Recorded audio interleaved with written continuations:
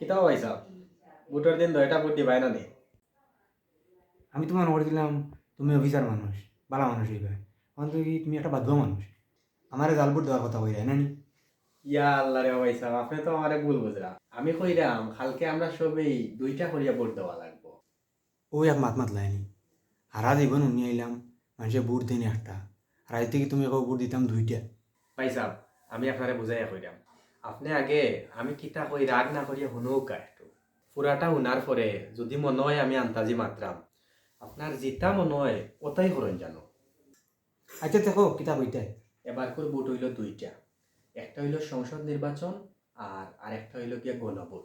ইটা আবার কিতা? এই জিন্দিগিতেও দেখিতা শুনলাম না। আচ্ছা আমি আপনারে বাঙ্গিয়া বুঝাইয়া কইরাম।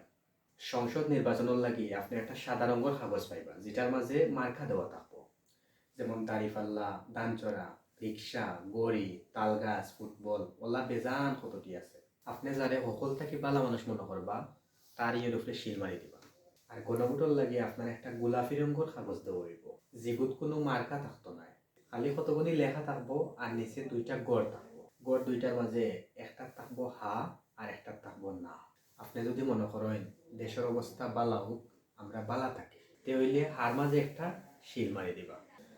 আর যদি মনে করেন দেশের অবস্থা এতদিন জিলা আছিল ওলাই চলুক, নাইলে এর থাকি আরো বাধুয়া হোক, তে হইলে নার মাঝে শিল মারবা। ও, ঘটনা বুঝি ও খান, তে তো তুমি আমারে আগেই বুঝাইয়া কইতে আসলে, আমার তো আরো রাগ উঠিয়া আসছিল।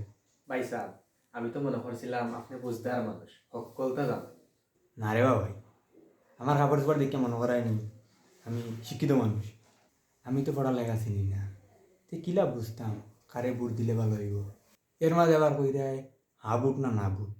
আমি তো মূর্খ মানুষ, অতটা বুঝি না। তে তুমি বুঝাইয়া কইছো দেখি এখন বুঝলাম। আমি অবশ্য এখন ভালো মানুষই ভোট দিই, যে আমরা দেশটারে ভালো করে চালাইতে পারবো।